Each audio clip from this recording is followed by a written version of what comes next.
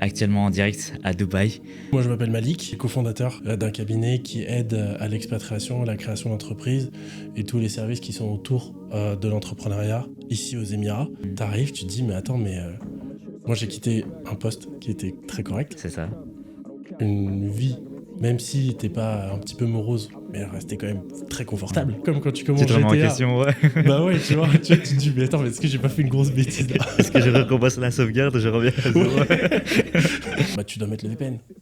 Est-ce que Le c'est VPN, autorisé? moi, il fonctionne. Bon, après, Ouais, voilà. tu peux picoler comme sujet. Parce que si je compare aujourd'hui, on peut trouver facilement des appartements à 8 000 € par mois ici. Hein. Très facilement. Très très facilement. Donc, On a une des voitures d'entreprise, c'est une Maserati. Oh, votre voiture, elle fait trop de bruit. Donc, en fait, on vous montre qu'il y a beaucoup de personnes qui réussissent à Dubaï, aux Émirats Arabes Unis, mais il y en a aussi énormément qui doivent faire marche arrière, soit parce que ils rencontrent des obstacles, Clairement. ou des choses qu'ils n'arrivent pas à assumer tout simplement. l'échec n'est pas instagrammable. Ouais, ça c'est sûr, ça c'est sûr. Sinon Instagram n'aurait plus de sens, c'est clairement. Mais clairement, faut pas tout croire. Et encore moins à Dubaï. Encore moins aux Émirats. Tu veux devenir millionnaire, achète cette formation. Parce que c'est déguisé d'une manière tellement subtile via les réseaux sociaux, et en fait la personne ne se rend pas compte et elle tombe facilement dans le panneau. Parce que justement, ces derniers temps, il y a une polémique avec des formations gratuites, mais qui au final finissent par te vendre des choses. Je ne suis pas issu d'une famille millionnaire, hein. Pourtant je suis aujourd'hui aux Émirats Arabes Unis. Il suffit que je poste une story pour dire ouais ça y est j'ai réussi ma vie, que tout le monde commence à croire que j'ai réussi ma vie. Les gars, il y a 3 mois, je travaillais au KFC. Aujourd'hui, Maintenant, je suis millionnaire. Regardez le Burj Khalifa derrière moi. Concernant l'aspect légal des Émirats, Donc Ok. avoir une licence d'entreprise, mainland, free zone, les deux principales, et la dernière c'est offshore. Faire ton visa. ok, Parce que du coup, ici, tu ne peux pas vivre sans visa résident. Parce qu'en fait, le compte bancaire, tu l'as à partir du moment où tu as ton Emirates ID. Et ton Emirates ID, c'est ta carte d'identité qui te permet, en fait, qui vient juste après l'obtention du visa résident. pour toute cette démarche, donc la personne doit être présente aux Émirats ou elle peut le faire à distance. Ici, peu importe déjà ton chiffre d'affaires, tu as une licence à avoir. Cette licence, elle est annuelle. Il y a une époque où il y avait 0% d'impôt. Maintenant, c'est plus le cas. Quand tu dois payer 9% d'impôt sur les bénéfices, ce que tu fais, tu essaies de réduire tes bénéfices.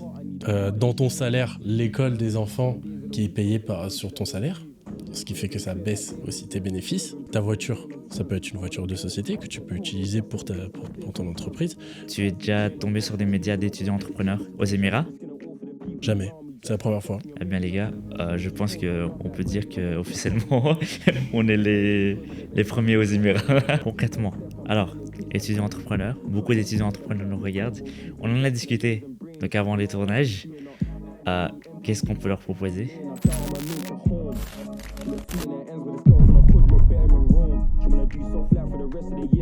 Mesdames et messieurs, bonjour et bienvenue dans l'un des épisodes les plus marquants du lancement de The Ball Podcast. Actuellement en direct à Dubaï pour la semaine internationale dont certaines personnes savent. Donc, je m'excuse si je suis un peu à l'ouest aujourd'hui, donc c'est vraiment la fatigue, c'est le rush total. Mais donc je suis actuellement à Dubaï en compagnie de Malik. Salut. Salut, merci pour ta présence. Pas de quoi, ça fait plaisir, merci de l'invitation. Il n'y a pas de souci, c'est avec plaisir. Donc, je te présente rapidement, tu fais ça. Oui, vas-y. Si Bon, tu veux. en quelques lignes, cofondateur d'une Always Empowering, Ouais. cabinet de conseil d'entreprise, d'accompagnement intégral pour votre structure aux Émirats. Je te laisse en parler rapidement, comme tu le sens. Ouais, ça marche.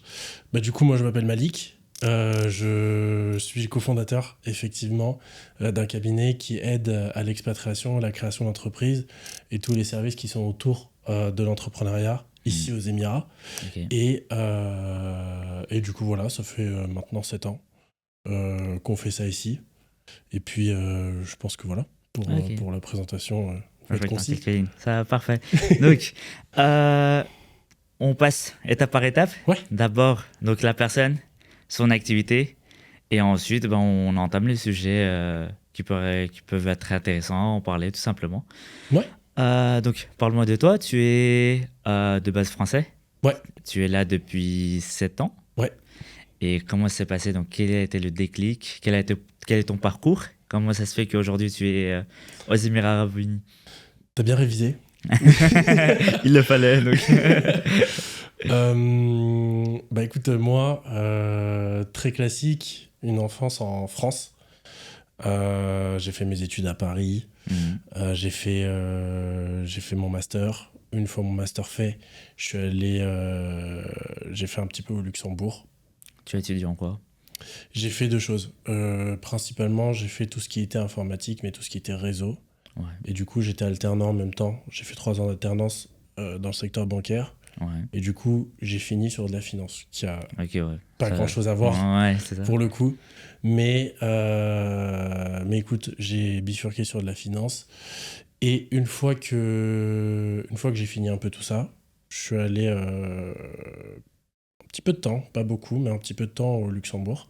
Et une fois que j'ai fait 1 an et demi, enfin un peu moins d'1 an et demi d'ailleurs, et après ça, bah, du coup, Dubaï. Dubaï. Directement. Au Luxembourg, j'ai, pareil, cofondé une entreprise qui faisait du recrutement de profils spécialisés IT. Ok. Au Luxembourg et en France, on avait quelques clients. Mais en vrai, le style de vie au Luxembourg, c'est un peu morose. Ok. Je m'y retrouvais pas. Tu sais, C'est parce que tu cherchais au fond de toi, en quelque sorte. ouais, voilà. C'est ça, en vrai. Ce que j'ai envie de dire, c'est qu'il n'y a pas forcément des personnes qui sont là pour te faire avancer, qui sont là pour te motiver, etc. Chacun fait son truc de son côté. C'est ça. Et je dis assez souvent un truc. Je peux pas vivre dans un pays où le kebab ferme à 8h. Ah, clairement, Tu vois. je suis d'accord. Je suis totalement d'accord. Euh, En fait, c'est un système de vie qui est complètement différent. Par exemple, là maintenant aux Émirats Arabes Unis, il y a des choses qui sont ouvertes jusqu'à 3h, 4h du matin. Il y a... Même 24h sur 24. C'est ça, clairement. 24h sur 24. Et bon, à côté de cette blague du kebab, ça reste quand même, il fait froid. Les gens sont un peu froids, bah forcément, du coup. Ouais, ça joue énormément. Ouais, et du coup, bah, on s'est expatrié du coup à Dubaï, directement. Et depuis, bah, Dubaï, bah, j'ai cofondé du coup avec Genui cette société. Ça fonctionne. Enfin voilà, c'était dur. Les débuts étaient très durs. Ouais. Mais voilà, écoute, ça a fonctionné. On a travaillé. On a tout mis en place pour faire en sorte de proposer un produit le meilleur, enfin le produit qu'on aurait rêvé avoir, nous à l'époque. Et puis voilà, depuis maintenant on est 14 dans la société. Mais voilà, quand on a commencé, c'était dur. Ouais, quand on a commencé, je faisais les night shifts. Ah ouais. La cofondatrice, elle travaillait le jour, moi je travaillais la nuit. Ouais. C'était compliqué, c'était vraiment compliqué. Mais au final, voilà, on a fait ça. Et au fur et à mesure du temps, bah, on a compris un peu comment fonctionnait le gouvernement émirati. Ouais. On a aussi proposé de plus en plus de services annexes. Si tu veux, on pourra en parler après. Mais voilà, en gros, pour mon parcours. Le parcours.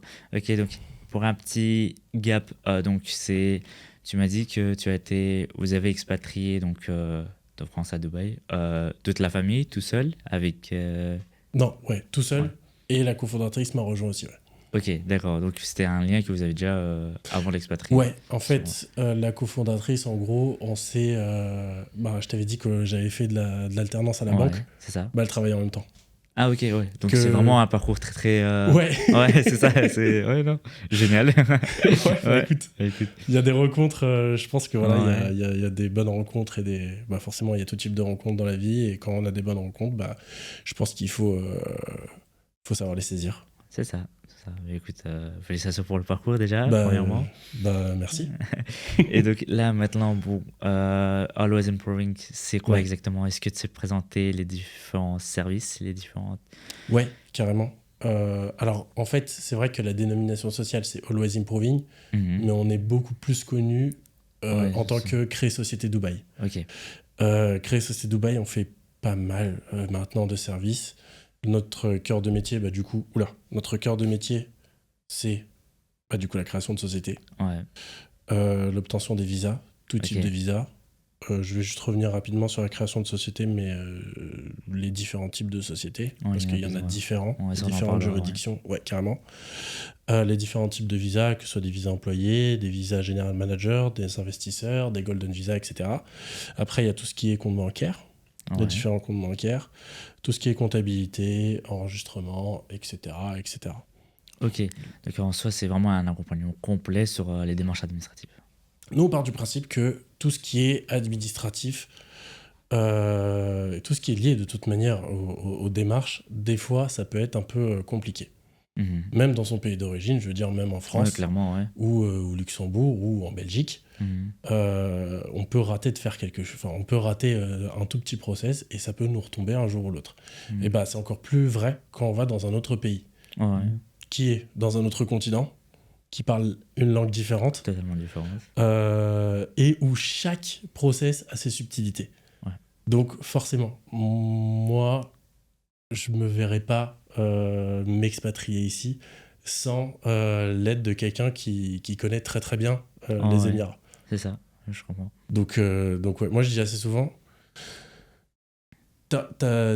si t'as une voiture et que tu tombes en panne, ou que t'as un problème de voiture, tu vas pas aller chez le boulanger et essayer de la faire réparer. Non, bien sûr. Donc c'est un peu Bien pareil. sûr, ouais. C'est ça, je comprends C'est la même chose pour les agents immobiliers, c'est la Mhm. même chose pour c'est la même chose pour tout corps de C'est métier. ça. Ok, mais donc au début, les débuts ont été difficiles, forcément. Ouais. Quels sont les différents défis que vous avez pu rencontrer pour le lancement de Horizon Brewing? La première chose, bon, nous déjà on a eu beaucoup de chance. Sur un point, c'est le côté administratif. Ok. Parce que on connaissait déjà un peu de monde Ouais, vos usages. au gouvernement qui pouvait nous aider sur toutes les démarches. Hmm. Mais ça, c'est de la chance. C'est-à-dire que Ouais, c'est pas donné à tout le monde. Carrément. Donc ça, c'est le premier point. Et en vrai, c'est le gros point noir un peu de tout le monde. Mais de notre côté, il n'y a pas eu de problème. Ok. Par contre, se faire connaître, c'est compliqué. Visibilité. Surtout à Dubaï. Ouais. Même si c'est vrai que tout ce qui est networking, etc., ça fonctionne plutôt bien aux Mhm. Émirats. À ce moment-là, c'était un petit peu compliqué. Parce qu'il Ouais. y avait pas mal de petits groupes qui se faisaient et les groupes Ouais. restaient En vraiment fait, c'était entre vraiment eux. les débuts où tout le monde voulait venir aux Émirats et Exactement. prendre la chance. Ouais. Ouais, voilà. Ça forme des clans et au final, c'est un contre un. Et... Ouais, voilà. Chacun a son petit, comme un petit archipel, C'est tu ça. vois. Et du coup, toi, tu sais pas où aller, etc. Hmm. T'arrives, tu te dis, mais attends, mais moi, j'ai quitté un poste qui était très correct. C'est ça. Une vie, même si t'es pas un petit peu morose, mais elle restait quand même très confortable. Ouais, c'est ça. Et je suis là. Et tu vois, genre, c'est un peu comme quand tu Tu commences te remets en GTA. question, ouais. Bah ouais, tu vois, tu te dis, mais attends, mais est-ce que j'ai pas fait une grosse bêtise là? Est-ce que je recommence la sauvegarde, je reviens à zéro.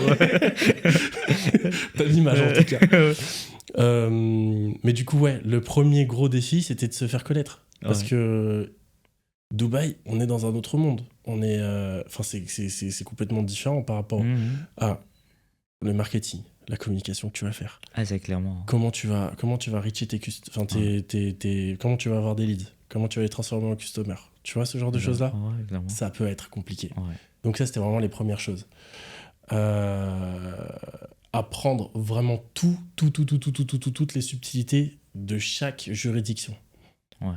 Ça, c'est... Surtout pour un terrain que au début on ne connaît pas. Bah oui, C'est ça. oui. T'as beau connaître du monde un peu au gouvernement, Ouais, tu ça ne sert pas rates quelque grand-chose, chose, ouais. tu rates quelque chose. Donc ouais, ça faisait partie des gros défis. Vraiment, tout apprendre. Après, ouais, c'est vrai que les difficultés, bah, tu sais, quand tu vas dans un pays, tu vois, genre, des trucs tout bêtes. Avoir Internet à la maison. Ouais. Comment tu fais? Ah, ça va être Tu vois, genre, difficile, ouais. tu vas aller chez Dou, en général, avant, il y avait Dou et Etisalat. Tu vas chez eux, tu dis, je veux Internet, et là, tu fais, bah attends, moi, ça coûtait 29,99€ chez Bah, moi. c'est ce qui m'arrive actuellement. Tu vois le truc? Clairement. Ça coûte une fortune, donc tu fais, ok, bon, je vais aller chercher un forfait téléphonique. Ok. Moi, mon forfait téléphonique actuel, Ouais. et je le trouve pas cher par rapport à ce qu'il fait, il me coûte 150€ par Tu es mois. chez qui? Je suis chez Virgin en plus, c'est le moins cher. Donc il coûte 150 € par mois. Oui, il y a un peu d'appel international. Oui, il y a pas mal de data, etc. Après, tout est connecté aujourd'hui, donc les appels internationaux, etc. Je pense que tu peux même passer par d'autres. On peut passer par WhatsApp, ça c'est vrai. Sauf que tu dois mettre le VPN. Est-ce que Le c'est VPN, autorisé? moi, il fonctionne. Bon, après, voilà. picota comme sujet. Mais moi, même si, en vrai, tout le monde l'utilise. Je veux dire, tout le monde l'utilise. Non, ici. c'est sûr, mais moi, par exemple, sur mon téléphone, ça fonctionne une fois sur deux, tu vois. Donc, quand t'as un client et que ça fonctionne une fois sur deux, tu peux pas prendre le risque. Donc, moi, j'appelle assez souvent en direct. T'as plein de trucs. Après, c'est vrai que t'as d'autres trucs aussi qui coûtent pas cher ici. Nous, la première chose, c'était le logement. Le logement, mon premier loyer ici, il coûtait 35 000 dirhams. 35 000 dirhams, donc divisé par 4 plus ou moins. Ouais. Donc ça fait à peu près ça fait 8 000 €, un truc comme ça. À l'époque, ça faisait 8 000 €. 8 000 € par mois, ouais. Non, 8 000 € par an. Ok, 8 000 €. Parce que si je compare aujourd'hui, on peut trouver facilement des appartements à 8 000 € par mois ici. Très facilement. Très facilement. Donc, c'est pour ça que j'ai eu. Non, mais clairement. Parce qu'en fait, en gros, maintenant, il y a beaucoup de monde. Maintenant, c'est blindé. T'as qu'à le voir juste par rapport au trafic, juste par rapport aux bouchons. Moi, il y a 3 ans, 4 ans, j'avais pas des bouchons comme ça. Hessa Street, c'était ok. Le Sherzade Road, Sherzade Road, tu passais à 8h, 9h, c'était ok. Il y avait peut-être 2-3 minutes de bouchons. Là, maintenant, c'est très récent maintenant donc, que ça a commencé à être rempli comme ça. Donc, moi, je sais qu'on est passé parmi le nombre de voyages que j'ai fait en 2014 à Dubaï. C'était encore très récent. Et à ce moment-là, tout était nouveau. C'était vraiment le paradis. Tout allait bien, tout était correct, etc. Aujourd'hui, on regarde, on prend la voiture, on ne peut pas bouger. Moi, c'est simple. Quand quelqu'un me dit « Oh, viens, on se voit à 20h, à 20h à Downtown, à Marina. » Oh non, c'est bon. 15h, ok. Quand il n'y a pas trop de monde. 20h, 21h, non, c'est mort. C'est ça, non, mais c'est vrai. Mais après, je veux dire, c'est un bon problème. C'est-à-dire qu'il y a de plus en plus de monde. Donc forcément, on connecte avec de plus en plus de gens. On apprend à pas à connaître, mais en tout cas à découvrir des cultures différentes, des pensées aussi différentes. Des gens du Kyrgyzstan. Est-ce que des pays comme ça, t'en entends parler quand t'es en Europe? Pas du tout. Le Kyrgyzstan, même Oman, tu sais, à Oman, qu'on connaissait pas, le Bahreïn, on connaissait pas. Tu connais que des noms, tu vois. Oui, tu dis, t'as déjà. C'est pas comme si, j'ai croisé quelqu'un d'origine Bahreïn, par exemple. Oui, voilà. En fait, c'est pas des choses qui sont communes. Sauf qu'ici, moi je viens du Kyrgyzstan, je viens d'Ouzbékistan. Je viens de cette région-là, de Birmanie. Je viens de Myanmar, enfin, plein de trucs comme ça, tu vois. Et je trouve qu'en fait, ici, t'as cette richesse de culture qui est très cool. Genre, vachement cool. Après, ça fait partie ça a son avantage comme son inconvénient. Voilà, c'est ça. C'est donc ça, plus il y a de la richesse, plus tu vas avoir une manière différente de procéder pour viser donc la clientèle. Côté marketing, c'est beaucoup plus compliqué aussi. Ouais. Nous, on avait notre clientèle, par exemple, je rebondis sur ce que tu dis, elle est... Alors, avant, elle était uniquement francophone. Donc, France, Luxembourg, Suisse et Belgique, forcément. Pas mal de Belges. Et à un moment, il y a eu, tu sais, le conflit Ukraine-Russie. Le seul pays safe pour les Russes où investir, c'était les Émirats. Donc forcément, on en avait beaucoup. Et forcément, on avait 2 Russes en interne chez nous à cette époque-là. Et j'avoue que c'est des personnes qui sont, on va dire, différentes à gérer. J'ai l'impression que chaque pays a son attitude, a son comportement, a ces petites choses qui les fait tiquer ou pas. Tu vois ce que je veux dire? En fait, c'est, par exemple, si tu prends 3 personnes d'origine différente dans la boîte, en fait, tu remarques facilement que chaque personne a sa manière de traiter avec des personnes de son origine. C'est grave vrai. C'est, par exemple, tu peux ramener une personne d'origine maghrébine, donc qui va vouloir traiter avec une personne d'origine maghrébine. La personne, elle saura comment traiter avec cette personne. Tu vas ramener un Européen pour traiter un Européen, il saura comment parler avec un Européen. Ouais. Mais à partir du moment où tu commences à inverser, donc croiser les rôles, etc., ça peut partir en cacahuète. C'est vrai que ouais, et j'irai pas jusqu'à dire ça peut partir en cacahuète, mais des fois il peut y avoir des incompréhensions. Des fois des petites choses, Ouais, ça mais peut ça peut faire avoir des graves conséquences. Ouais, voilà, c'est Ouais, ça. Mais moi, c'est vrai que moi, à chaque fois, on me dit, quand c'est des collègues qui viennent et qui me disent, Malik, il y a un Algérien, et il a vu sur le site que t'étais Algérien, il veut parler qu'avec toi. Ouais, ok. Moi, il veut pas parler, il est ok pour tous les trucs, etc. Ok. Mais il veut parler en algérien avec toi. Bon, d'accord, tu vois. D'accord. Et pareil, par exemple, on a Ganui. Ganui est coréenne. Ouais. Quand on a des... Le marché est encore plus large. Hein. De quoi? Le marché devient encore plus large alors. Ah bah oui, Ouais. complètement. Donc forcément, oui, quand ils veulent lui parler, bah, Ouais. forcément, moi, en coréen, je sais dire j'aimerais manger ça, mais c'est le maximum, Ouais. tu vois. C'est ça. Ouais, je comprends. Alors que voilà, elle peut forcément traiter avec. Ouais. Mais chacun effectivement a ses comment dire, voilà, sa manière de traiter ouais. les choses et de percevoir aussi l'éthique. Ouais. Enfin bref, de percevoir les choses, quoi. Et donc voilà, donc, dans le cas général, il y a pas mal de défis Ouais. que tu as pu traverser et que tu vas probablement traverser encore. Hein, donc Ah oui, oui, ça fait bien partie sûr. du jeu. Hein, Bien sûr. c'est comme ça. Par rapport au challenge, les différents donc, les objectifs à concevoir pour le futur. Écoute, on se développe. Nous, on est toujours dans la recherche permanente de la meilleure expérience utilisateur. C'est-à-dire que nous, moi, le pire truc qu'on peut me dire, vraiment, c'est franchement pas ouf l'expérience que j'ai eue avec vous. Franchement, c'est la pire chose, tu vois. Et j'ai ça pas va envie droit de au l'entendre. cœur. Ça fait mal. Ça me Non, pique, non, ça fait tu vois, mal. ça Ouais. me pique. Parce que du coup, toi, de ton côté, tu essaies de faire le maximum. Ouais. Et- On a tout mis en place. On a sincèrement tout mis en place pour que une personne n'a même pas l'opportunité de nous dire pas ouf. Une fois, il y a une personne qui... Tu sais, parce que des fois, on a des clients qui prennent l'option chauffeur. C'est-à-dire qu'en gros, chez nous, quand tu fais des démarches, des fois, Ok. tu dois faire en gros la visite médicale et les empreintes. Ouais. Des fois, on arrive à le faire directement. C'est-à-dire en une fois, on fait la visite médicale, les empreintes, halas, on rentre. Après, voilà, on dépose.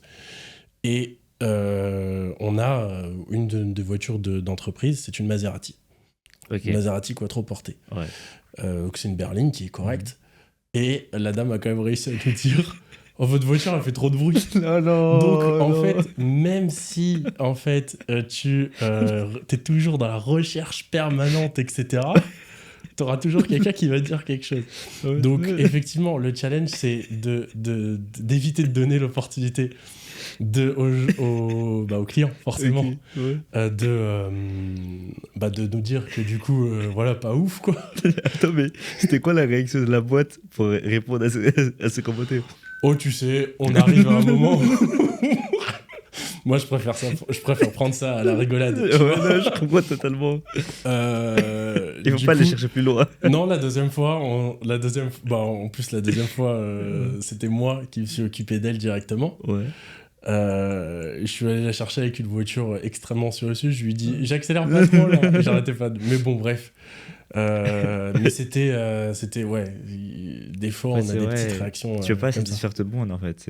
C'est impossible. C'est impossible, clairement impossible. C'est impossible. Après, c'est vrai que moi, honnêtement, ouais, c'est mon rôle, on va dire, presque dans la boîte. Mon rôle, c'est de faire en sorte que tout se passe parfaitement, on va dire, dans l'entreprise. D'autres challenges, peut-être donner beaucoup plus d'informations sur Internet gratuitement.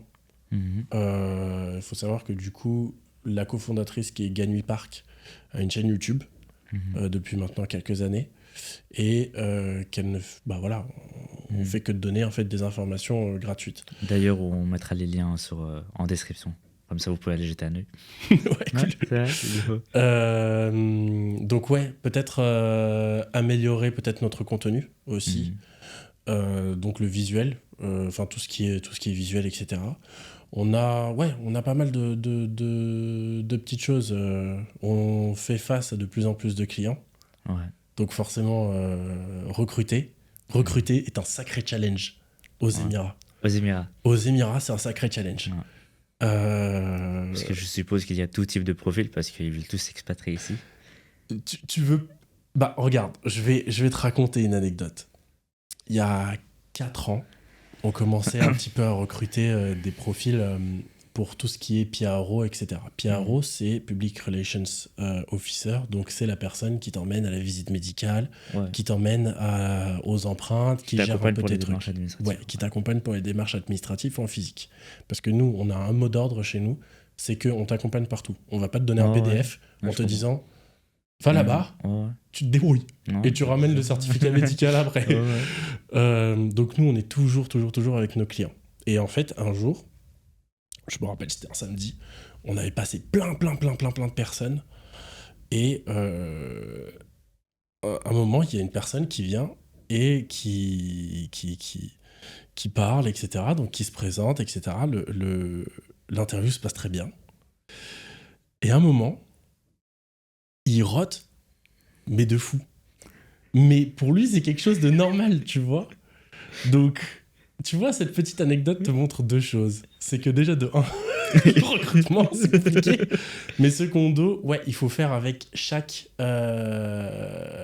culture. Ouais. Tu vois, parce que pour lui, c'était quelque chose qui était... normal. Ok, c'est ça. C'est pas de problème, tu vois. Mais pour moi, j'ai trouvé ça grave offensant. J'en parle 4 ans après, tu vois. Donc ouais, recruter des personnes, développer. On a un service comptabilité. Ouais. On a de plus en plus de demandes de nos clients. Et en fait, les comptables qu'on a actuellement commencent à être un peu full. Ouais. Donc recruter de la main-d'œuvre qualitative. Ok. Et puis voilà, toujours continuer, toujours garder nos valeurs. Ça, c'est quelque chose qui est important. Et puis voilà, continuer dans une ambiance un peu familiale, un peu accessible, pour permettre du coup un peu au plus grand nombre de pouvoir réaliser leur démarche en toute sérénité, quoi. Ouais. C'est quand même important. Mais justement, je vais rebondir sur le fait que vous avez un processus tellement élaboré d'une manière assez précise qui fait que vous accompagnez le client partout dans ses démarches administratives. Il y a tellement, aujourd'hui, enfin c'est mon constat, il y a tellement de structures actuellement qui, comme tu as parlé de fichiers PDF, une blague à part, mais c'est une réalité, c'est des personnes c'est des structures qui vont donner les informations essentielles et elles vont se limiter qu'à ça. Alors que je trouve que c'est aussi l'une des raisons pour lesquelles un entrepreneur arrive à bêtement se fermer des portes. C'est vrai. Juste à cause d'une raison qui n'est même pas entre ses mains, en fait. C'est juste parce que c'est une autre personne qui a mal fait son travail que l'autre personne finit par fermer des portes. Ouais. Déjà, le fichier PDF, c'est pas une blague. Oh non, mais c'est vrai, ça arrive. C'est des réalités. Mais moi, je pars du principe qu'on peut pas jouer avec la vie des gens. Ouais. On peut pas... parce que créer une entreprise, t'as tout l'aspect administratif, bien évidemment. Pour certains, tu dois avoir des approvals gouvernementaux. Pour certaines activités, par exemple, tu veux être coach sportif. Tu peux pas être coach sportif si t'as pas l'approval. Ouais. Et la licence qui va avec. Les visas. On peut pas jouer avec les visas non plus. Parce que c'est chaud. Parce que ça touche au passeport, parce que ça touche à ta résidence. C'est compliqué. Tout ce qui est même l'aspect derrière fiscal. Si t'as pas bien fait ton travail, tout ce qui est fiscalité derrière, tes plans tombent peut-être à l'eau. Tu vois ce que je veux dire ? Donc, t'as peut-être fait tout ça pour rien, au final. Justement, on dit, vas-y, continue, je reprends. Et même tout ce qui est banque, etc. Je veux dire, je répète encore une fois, mais on peut pas jouer. Il y a des choses avec lesquelles on peut pas jouer. Ouais. Et moi, j'ai déjà vu... Je vais te raconter une anecdote. J'ai plein d'anecdotes. Je sais pas combien d'années, on en a plein des anecdotes. Un jour, il y a un père de famille. Il nous suit beaucoup, donc peut-être qu'il va se reconnaître. Un jour, il y a un père de famille qui vient au bureau. Il prend rendez-vous avec moi et il m'explique un peu la situation. Je lui explique. Je passe 2 heures. 2 heures avec lui. Je lui explique tout. Il me pose des questions sur tout. Le prix des voitures, les assurances, tout. Comment on fait pour les écoles, etc. Tout. Je lui explique tout. Il vient, il me dit, envoyez-moi le devis, et puis Puis je reviendrai dans la semaine. Le soir même, je lui envoie le devis. Le lendemain, il revient et il me dit le devis est un peu cher. Je vais regarder à gauche, à droite et puis je reviens. Pas de problème. Regarde vraiment à gauche, à droite et tu reviens. Il va regarder à gauche, à droite. Il revient une semaine après. Il me dit Malik, j'ai trouvé un truc légèrement moins cher que toi. Ok. Est-ce que tu peux faire un prix? Je lui dis écoute, non. Je peux pas faire de prix parce que j'ai déjà baissé mes marges et moi, je peux pas. J'ai des salariés. Enfin, j'ai des collègues. Et puis tout ça, quoi, ça prend pas mal de temps. Ça prend pas mal de temps et tout est calculé pour que ton projet se passe très bien. Donc voilà, c'est là. Et puis il me dit t'es sûr que tu veux pas baisser le prix? Je lui dis écoute, c'est à toi de prendre ta décision. Moi je veux pas, je vais rien te dire. Tu proposes ça, oui, c'est bon. Ouais, voilà. Et il me serre la main, il vient, il me fait c'est dommage. Je lui fais écoute. Et le revenu? Non, mais attends. 1 mois passe. 2 mois passent, 3 mois passent, et moi je mind pas trop, tu vois, je suis passé à autre chose depuis longtemps. Et il m'appelle et il me dit Malik, est-ce que je peux passer? Je lui dis attends, toi ça fait 3 mois, j'ai un petit doute, tu vois. Il revient et il me dit je suis passé par une autre agence. Ça a créé le bordel. Très bien. Ils m'ont fait ma société, ok. Ils me l'ont fait dans un autre émirat, où c'est un peu moins cher. Mais je dis souvent, tu peux pas avoir une Bentley pour le prix d'une Corolla.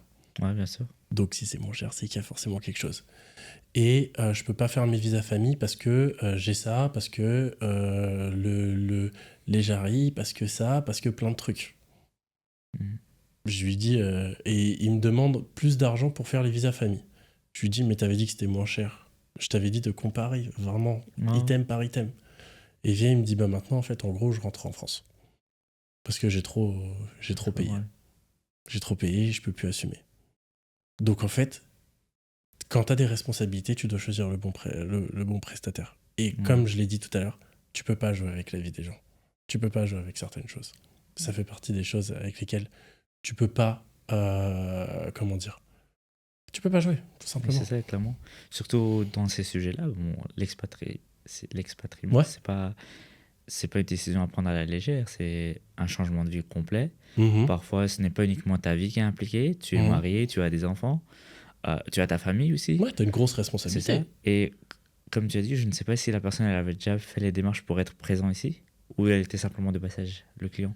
Non, elle était déjà venue visiter, etc. Et tout. Et après, voilà. En général, tu sais, Dubaï, tu viens 1 fois, 2 fois, 3 fois. Et après, tu fais, c'est plutôt cool ici, on va tenter l'aventure ici. Ouais. Mais donc, justement, en fait, on vous montre qu'il y a beaucoup de personnes qui réussissent à Dubaï, aux Émirats Arabes Unis, mais il y en a aussi énormément qui doivent faire marche arrière, soit parce que ils rencontrent des obstacles, clairement, ou des choses qu'ils n'arrivent pas à assumer tout simplement.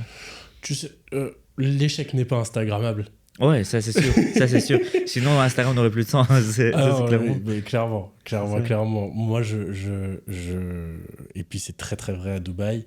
Beaucoup de gens vont te montrer un lifestyle incroyable avec des jet skis tous les jours, voitures de luxe tous les jours, des hypercars, etc.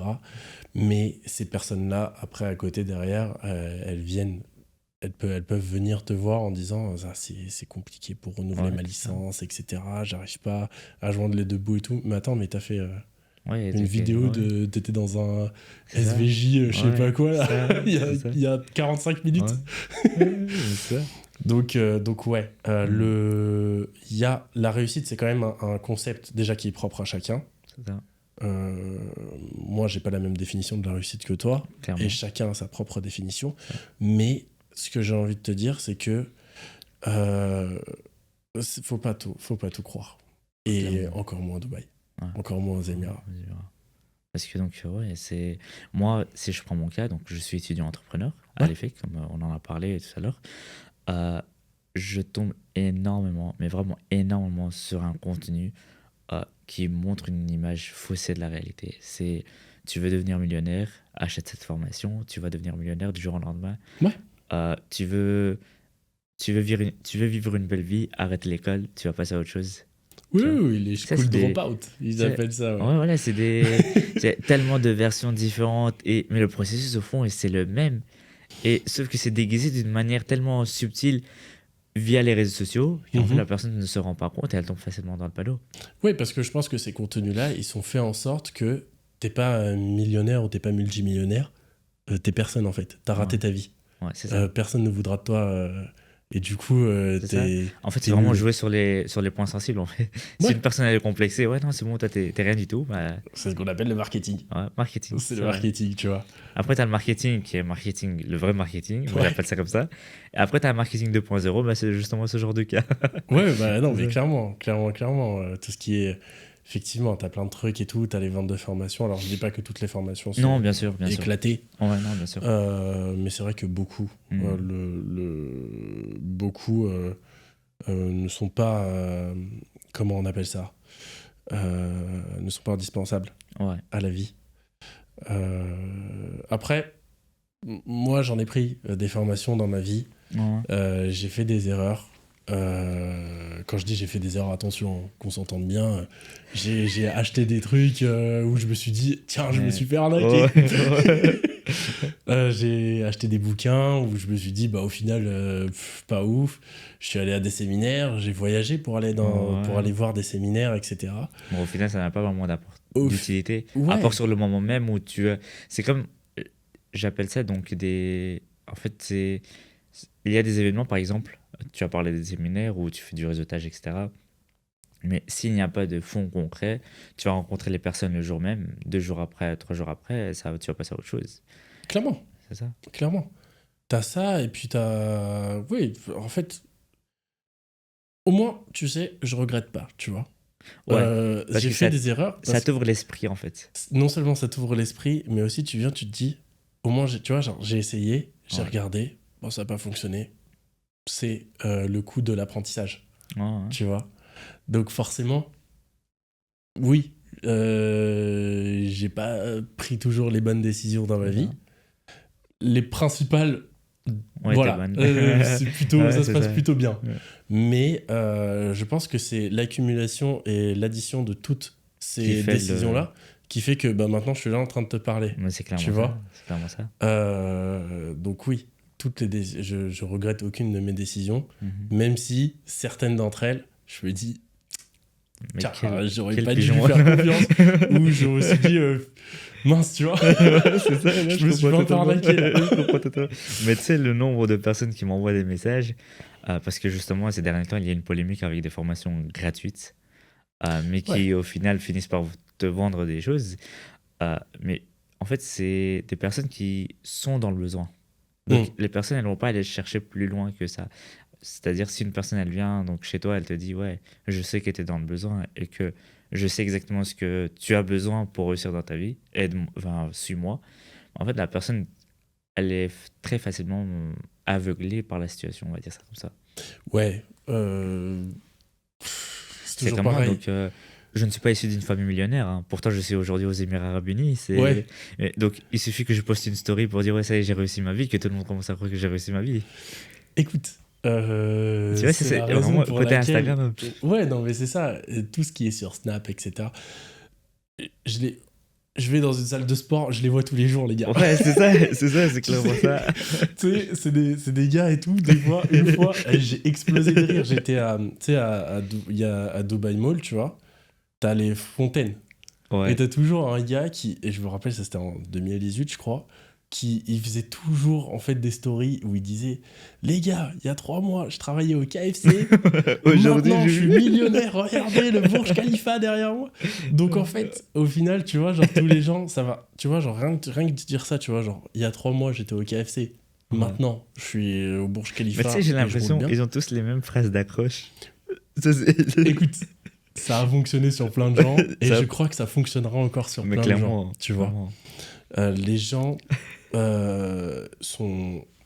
sont désespérés à trouver un moyen de s'en sortir, tu vois. Ouais, c'est ça. Et effectivement, tu vois, genre être entrepreneur maintenant, c'est risqué. Mhm. Ça, je dis la vérité, c'est Ouais, risqué. c'est très Moi, risqué. plein de fois, je me suis posé la question, est-ce que je suis pas en train de faire une bêtise? Mhm. Tu vois, c'est compliqué de se dire ça. Ouais, Tu vois. faut vraiment avoir le niveau de confiance nécessaire pour ne pas se remettre en question tous les jours, en fait. De confiance, de tes responsabilités aussi. Ouais. Parce que des fois, tu peux être tout seul. Donc Mhm. là, c'est cool. Tu t'es tout seul, tu te craches, C'est ça ça. va. T'es avec une femme, c'est quelque chose d'autre. T'es avec des enfants, c'est Mhm. quelque chose d'autre, tu vois. T'es la seule source de revenus de peut-être tes parents. Alors, pas moi, Ouais, attention, hein, ouais, ouais. mais dans le cas où t'es la seule source de revenus de toute la famille, c'est compliqué. Ouais. Moi, j'ai déjà eu des clients où ils me disaient, bah, moi, moi, je dois venir ici et je suis obligé de réussir parce que du coup, tout le village d'où je viens compte sur moi. Ouais. Ils ont tous investi pour Il n'a pas droit venir aux au pas de Émirats. travers. Hein. Ah, et tu rates, c'est terminado. Ouais. C'est clairement ça. C'est une triste réalité, Ouais, mais. c'est triste, mais les gens doivent réussir, Mais tu vois. donc, on passe. On a discuté pas mal De sujets, ouais. de sujets qui tirent la personne vers le bas, on va dire ça comme ça. On parle Ouais. des défis, donc tout le côté négatif. Concrètement, donc on a une audience principalement des étudiants entrepreneurs. Mhm. Sber Podcast, c'est le premier média belge destiné spécialement pour les étudiants entrepreneurs. Et on sait que donc moi, étant un étudiant entrepreneur, donc moi en étant un étudiant entrepreneur, je vois qu'il y a énormément de personnes en dernière année qui doivent donc présenter un travail de fin d'études ou qui ont la possibilité de lancer une activité en même temps que les cours. Mhm. Ok. Mais donc, leur priorité au bout d'un moment devient le fait de s'expatrier à la fin des études. Donc, Ok. s'expatrier après les études. J'en connais plein, j'en ai connu plein et j'en compte, Connaîtrais. je connaîtrai plein sûrement. Ok. Alors, concrètement, euh, on est aux Émirats Arabes Unis. Qu'est-ce que tu peux me dire concernant l'aspect légal des Émirats au sujet de la création des sociétés? Quand tu entreprends ici, principalement, tu dois ce qu'on appelle créer une licence. Donc Ok, avoir une licence d'entreprise. Il y en a, bon, il y a 4 types, même si le dernier, c'est pas vraiment une licence d'entreprise, c'est le statut freelance. Mais ça, ouais. c'est pas vraiment une société, en fait. Mhm. Mais par contre, les 3 autres, c'est mainland, free zone, les 2 principales, et la dernière, c'est offshore. Ok, Offshore, c'est assez souvent utilisé. En fait, t'as pas le droit au visa, donc tu t'expatries pas avec ça. T'as pas le droit au compte bancaire ici, localement. mhm. Et c'est plus pour faire des holdings, pour si t'as Ok. de l'immobilier un peu partout dans le monde, etc. Et les deux autres? Les 2 autres, c'est Freezone et Mainland. Ok, donc ça En c'est. fonction de ton activité, on va choisir ça. En fonction de ton projet aussi. Ouais, Tu vas devoir choisir soit entre Freezone et Mainland. Mainland, c'est tout le pays. Freezone, c'est des petites zones géographiques, ok. un Sur peu lequel tu partout. vas exercer ton activité. Exactement. Ouais. Les free zones de base, ça a été créé pour développer une activité économique dans une zone précise avec des activités précises. Ouais. Par exemple, Jafza, Jebel Ali Free Zone, c'est principalement pour de l'import-export. Mhm. Et ça, c'est beaucoup avec les containers, les ports de Jebel Ali, etc. Dubai Silicon Oasis, par exemple, c'est plus pour les activités de consulting, tu vois. Ouais, ouais. Euh, Et ça, c'est la première question que tu dois te poser quand tu entreprends. Est-ce que je vais en free zone ou est-ce que je vais en mainland? Ok. Elles ont toutes les deux leurs spécificités et leur manière. En fait, en gros, sur le long terme, tu dois aussi réfléchir à quelle juridiction prendre. Ouais. Et même parmi les free zones, tu en as certaines qui sont suitable, on va dire, pour certaines activités et d'autres, tu peux pas faire d'activité dans Ouais, ces ouais. free zones-là. Pareil pour l'Émirat. Tu peux choisir d'avoir une free zone dans un émirat d'Ajman, Sharjah, Umm Al-Quwain, Ras Al Khaimah, etc. Dubaï ou Abu Dhabi. Ça, ça c'est en fonction de là, par exemple, où voilà, tu veux développer ton activité, etc. Les deux choses, la première question que tu dois La te poser. licence, ouais. Le type de licence que tu dois avoir. Ok. Si tu fais, par exemple, je sais pas, je te dis une bêtise, un barbeur, un restaurant, etc., le plus optimisé, en général, ça va être mainland. Ouais. Si tu veux faire une agence immobilière ici aux Émirats, le plus optimisé aussi, c'est une mainland. Ouais. parce qu'il faut avoir des approvals, parce qu'il faut passer des tests, etc. Parce que c'est réglementé. Pour les restaurants aussi pareil. Sauf si certains cas où tu veux vraiment placer ton restaurant, admettons, dans une free zone. Ok. Par exemple, tu vois JLT. Ouais. JLT, c'est DMCC. Donc, DMCC, c'est une free zone. Donc, toutes les licences, toutes les sociétés qui sont là-dedans sont en free zone. Elles sont pas en mainland. Mais par contre, à Marina, Non, qui est juste l'autre côté de la route, c'est de la mainland. Ok, ouais. Donc ça, c'est la première chose. Si tu as des approvals à avoir, etc., c'est quelque chose aussi à laquelle il faut penser. Ok. Ensuite, si tu veux t'expatrier ici, tu as plusieurs choses. En fait, tu dois faire ton visa. Ok. Parce que du coup, ici, tu ne peux pas vivre sans visa résident. Ok. Parce qu'en gros, quand tu es belge, ou en tout cas ressortissant belge, tu dois... En fait, tu as 3 mois de visa, tu as 90 jours de visa à l'arrivée. Mais ça te permet pas d'ouvrir un compte bancaire. Ouais. Que ce soit perso ou pro. Parce qu'en fait, le compte bancaire, tu l'as à partir du moment où tu as ton Emirates ID. Et ton Emirates ID, c'est ta carte d'identité qui te permet, en fait, qui vient juste après l'obtention du visa résident. Ok. Donc, je recommence. Ouais, type de licence. Au début, tu choisis ton type de licence, tu fais ta société. Une fois que tu as fait ta société, tu fais establishment card, mais ça, c'est comme un enregistrement administratif de ta société. Et ensuite, tu peux faire ton visa résident. Ton visa résident, pour l'avoir, tu dois faire 2 choses principales. Bon, faut faire l'application, si tu dois faire un statut change, tu dois faire un statut change, etc. Mais tu as la visite médicale à faire. Ok. Et tu as les empreintes. Ouais. La visite médicale, ils vont checker 4 maladies, on va dire. Ils vont checker le VIH, la tuberculose, la lèpre et l'hépatite. Ok. Ça, c'est les différentes choses qu'ils vont checker. Alors, tu as différents packages. Des fois, tu peux l'avoir en 30 minutes, comme si tu vas par exemple en Smart Salem. Ou sinon, tu peux l'avoir en 24 heures. C'était un peu plus cool, on va dire, sur les délais. Ça coûte un peu moins cher. Une fois que tu as fait ça, tu fais les empreintes. Les empreintes, ça se fait dans un centre administratif. Pareil, tu fais les empreintes. Après, ralasse. Une fois que tu as fait ça, le dossier est envoyé à l'immigration. Et en général, 3-4 jours après, si c'est pas des fois, c'est anecdotique, mais des fois ça peut arriver le jour même ou le lendemain. Après, si tu prends, tu sais, il y a une option VIP ici. C'est très capitaliste. Ouais, c'est vraiment. L'espace social est complètement. J'ai toujours dit que à partir du moment où tu as un valet parking à la police, c'est que t'aimes l'argent. Ouais, c'est ça. Donc, Dubaï est quand même sacrément capitaliste. C'est pas une mauvaise chose. Non, bien sûr. Mais du coup, si tu prends le service VIP, effectivement, c'est beaucoup plus rapide et beaucoup plus. Tu passes avant, tu es en priorité et ton stamping est fait le jour même en général. Une fois que tu as ton visa, en général 2 jours après. Mais pour le visa, il y a des conditions particulières à part. Alors, ton visa, il est renouvelable maintenant si par exemple tu as un visa investisseur ou un visa général manager ou un visa employé. C'est un visa qui est valable 2 ans. Donc en fait, tous les 2 ans, il faut le renouveler. Donc tous les 2 ans, il faut passer au moins la visite médicale.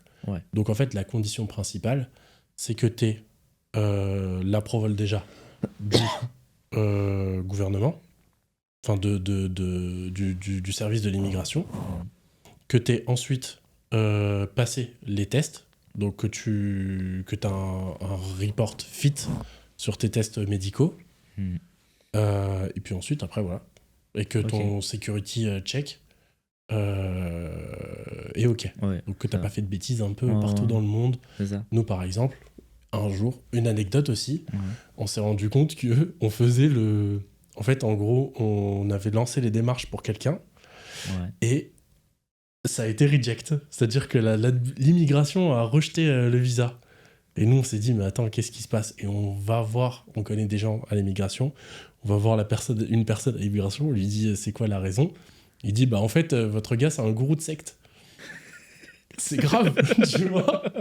Donc, si t'as fait des bêtises un peu à l'étranger, ou alors, si t'as fait des bêtises, même, nous, une fois, on a eu quelqu'un de politiquement exposé, qui a fait une bêtise il y a 15 ans. aux Émirats. Ouais, ça lui a suivi ici, en fait. Ouais, en fait, ça a reject son Ouais. visa parce qu'il avait une dette. Mais pas une Ok. grosse dette, hein, de 450 dirhams. Hein. Ah ouais, ok. Ouais, Mais il y a 15 ans. ouais. Faut Donc vraiment en fait, avoir un casier. ouais, Ouais. bah oui, faut pas faire de Ouais, bêtises. bien sûr. Franchement, mauvaise idée de faire une bêtise Ouais. aux Émirats. Oh, fais des bêtises. Ils un sont peu partout. flexibles, mais ils peuvent être très stricts aussi, en fait. Ils sont compréhensibles. Je veux pas dire Ouais. flexibles, compréhensibles. Ouais. Mais oui, Ok. ils oublient pas. Ouais. Mais donc, tu as dit donc, les types de licences. Ouais. Après, visa. le visa. Ouais. Après le visa, donc, tu as, L'Emirates ID, l'Emirates ID, le compte bancaire. le compte bancaire. Ouais. Compte bancaire, t'as 2 types, Ok. perso et pro. Ouais. Le perso, le jour même, t'as approuvé. Hmm. Un jour, 2 jours après, t'as la carte bancaire qui est livrée. Le pro, c'est un compte bancaire qui est lié à ta société. Ok. Donc, c'est ton compte de société. En général, ça peut mettre entre 4 jours ouvrés Ouais, ouais. à 4 à 7 jours ouvrés, Ouais. en général, pour ouvrir un compte bancaire. Ouais. En tout cas avec nous, je sais pas avec les autres. Mhm. Mais en tout cas avec nous, c'est 4 à 7 jours ouvrés pour que la banque fasse leur due diligence, Ouais, leur ouais. KYC, ce genre de Mhm. choses-là. Et pareil, du coup, t'as tes 2 comptes. Ok. Ensuite, après, t'as forcément les enregistrements autour de la société, tout ce qui est Maratax, la Corporate Tax Registration, ce genre de choses-là. Ouais. Et Mais puis pour voilà. toute cette démarche, donc la personne doit être présente aux Émirats ou elle peut le faire à distance. Il faut une adresse, comment ça se passe? La société, pour faire les démarches de société, en fonction de la juridiction, mais elle est dans 95% des cas, Mhm. pas obligation d'être sur le territoire. Parce que Ok. maintenant, en fait, c'est les signatures électroniques. Ouais. Donc pour la société, pas besoin. Pour les démarches de visa, t'as des tests médicaux à faire. Ok. T'as des empreintes à faire. Ouais. Sauf si tu trouves le moyen de me donner un peu de ton sang, tes poumons Ouais. et tes doigts. Ouais. Euh, Ça risque d'être compliqué. Ouais, c'est un peu complicado. Ce qui fait que du coup, t'es obligé d'être sur le territoire pendant ces démarches-là. Ouais. Mais Jusqu'à l'obtention du visa. ok. C'est-à-dire que si tu veux partir alors que ton visa n'est pas issued, donc Ouais. N'est pas expiré. approuvé par Ouais. l'immigration, tu peux pas sortir de territoire. Ok. Ouais. C'est comme ça. Tu restes À sur- l'immigration, tu peux aller à l'aéroport et tout, t'as payé ton billet, t'arrives à l'immigration, ils vont te refuser. Mhm. Donc, à ce moment-là, il faut rester. Pour le compte bancaire, ça dépend du type de compte bancaire, ça dépend aussi de la banque aussi. Ouais, de la C'est banque, quelque chose qui faire change. des marques, ouais. Mais voilà, c'est au cas par cas. Ouais. Des fois, on Mais- est obligé, des fois, on n'est pas obligé. Mais donc toutes ces démarches-là, tu n'as pas forcément besoin d'avoir déjà un logement, donc ici ou. Non. Hmm. Non. Tout ce qui est logement, etc., ça va surtout être utile par par rapport. rapport à la fiscalité. Ouais. Ça, Il y a c'est quelque donc, chose. par rapport à la fiscalité, rapidement, des avantages, on en entend souvent parler, pas d'impôts, etc. Qu'en est-il vraiment? Mhm. Est-ce que c'est vraiment le cas, zéro impôt, ou c'est des impôts peut-être indirects? Comment ça se passe? Il y a 2 choses. En fait, en gros, ici, peu importe déjà ton chiffre d'affaires, tu as une licence à avoir. Cette licence, elle est annuelle. Tu sais, tu as 2 grosses charges, on va dire, dans la société. Tu as ta licence, qui est annuelle, donc tous les ans, tu dois payer cette licence. Ouais. Et tu as ton visa. Ton visa, tous les 2 ans, tu dois renouveler ton visa. Ok. Donc, moi, c'est ce que j'appelle l'impôt indirect. Ouais. Après, effectivement, il y a une époque où il y avait 0% d'impôt. Maintenant, c'est plus le cas. Ok. Maintenant, on a 2 impôts. On a la TVA, la VAT, ici, qui est de 5%, Ok, ouais. Clairement, ouais. et qui est valide à partir... et qui est obligatoire à partir du moment où tu fais 375 000 dirhams de chiffre d'affaires. En euros, ça fait à peu près 90 000, 95 000 euros de chiffre d'affaires. Donc à partir de là, tu dois payer la TVA. Ok. Et tu peux la récupérer. Ça, Ouais. c'est le truc cool. C'est ça. Ça, c'est la première des choses. La deuxième des choses, c'est la corporate tax. Ouais. La corporate tax, sujet picota aussi. Ouais, c'est ça, je comprends totalement. La corporate tax, c'est 9% sur les impôts.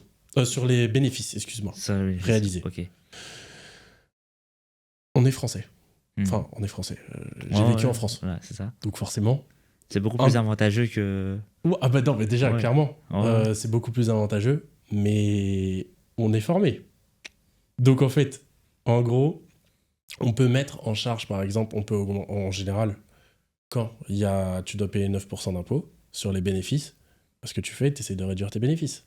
Donc comment tu fais? Tu augmentes ton salaire. Tu peux mettre, par exemple, tu as des enfants. Dans Ok, ton ouais. salaire, l'école des enfants qui est payée sur ton salaire, ce qui fait que ça baisse aussi tes bénéfices. Ta voiture, ça peut être une voiture de société que tu peux utiliser pour ton entreprise. Il y a plein d'optimisations Ouais. comme ça. Donc au Mais final... ça existe. Oui, ça existe. Clairement, Oui. il faut faire ce qu'ils appellent les corporate tax filing. Donc il faut déclarer tes revenus, il faut faire tout carré, bien évidemment. Mais... C'est juste que c'est dirigé d'une autre manière. Alors. Voilà, Ouais, c'est ça. En fait, c'est pas quelque chose qui est si contraignant au final que ça. Ok. Et un capital de départ? C'est à titre déclaratif. C'est-à-dire qu'en gros, tu peux mettre un capital de départ de 100 000 dirhams. C'est quelque chose qui est plutôt standard ici. 100 000, mais t'as pas à les déposer quelque part. Ouais, ok. Bon, concrètement, alors, étudiants entrepreneurs, beaucoup d'étudiants entrepreneurs nous regardent. On en a discuté donc avant les tournages. Qu'est-ce qu'on peut leur proposer? Bah écoute, tu peux leur mettre un lien. Ok. Si ils peuvent prendre rendez-vous avec nous, c'est sans engagement, c'est gratuit. Il y a zéro... on va pas vous harceler. Après, vous avez un projet, vous avez une idée, quelque chose comme ça, vous pouvez nous en parler. Ça, c'est quelque chose qui est OK. Et vu que j'aime beaucoup le contenu que vous proposez et que je trouve ça plutôt intelligent et stylé ce que vous faites. Ce qu'on va faire, c'est qu'on va réduire nos frais d'accompagnement pour toutes les personnes qui passent sur ce lien, pour qu'ils puissent avoir, voilà, pour qu'on puisse leur donner un peu un peu leur chance, quoi. Parfait. Mais écoutez les gars, vous avez l'information en direct. Vous trouverez le lien en description. Saisissez l'occasion, c'est l'occasion parfaite. Un accompagnement dans les démarches administratives également est compris, si je ne me trompe pas, dans les tout. dans les liens. Tout est compris, tout simplement. Tout. Ok, parfait. Tout, on s'occupe de tout l'administratif, de tout, Parfait. et de toute l'immigration, et vous vous occupez de votre business. Très bien, parfait, on fait ça, sur ça alors, on part sur ça. Alors, un petit mot pour la fin, le temps est passé très très vite, je me suis pas rendu compte. Ouais. Je me suis pas rendu compte, le temps est passé très très vite, mais je pense qu'on se reverra. Bah, je pense aussi, j'espère. Ouais, je pense que oui, j'espère, avec grand plaisir, mais un mot pour la fin, osez, faites ce qui vous plaît, franchissez le pas. Ne vous bloquez pas pour X ou Y raison. Vous devez faire quelque chose, faites-le. Et puis voilà, c'est le petit truc que je peux donner. Mais écoutez, pour conclure, on peut résumer ça sur le fait que il faut peut-être parfois de l'audace pour se lancer. On peut dire ça comme ça. Il faut respecter il faut pouvoir s'adapter aux différentes cultures, différentes coutumes. Bien sûr. Ça c'est important. Toujours. On l'a remarqué, donc en Europe, comme on en parlait, il y a un très grand écart au niveau de la mentalité d'entreprendre. C'est plus basé sur l'aspect légal, alors qu'ici on est plus basé sur la confiance mutuelle. Absolument. On en a discuté d'ailleurs récemment, donc on a eu la petite anecdote qu'on partagera sûrement par après sur les réseaux sociaux. Mais écoute, je te remercie encore pour ta présence. Merci infiniment à toi. Merci, c'était super ça a été un plaisir. Bah écoute, plaisir partagé. Merci pour votre écoute, merci pour votre temps.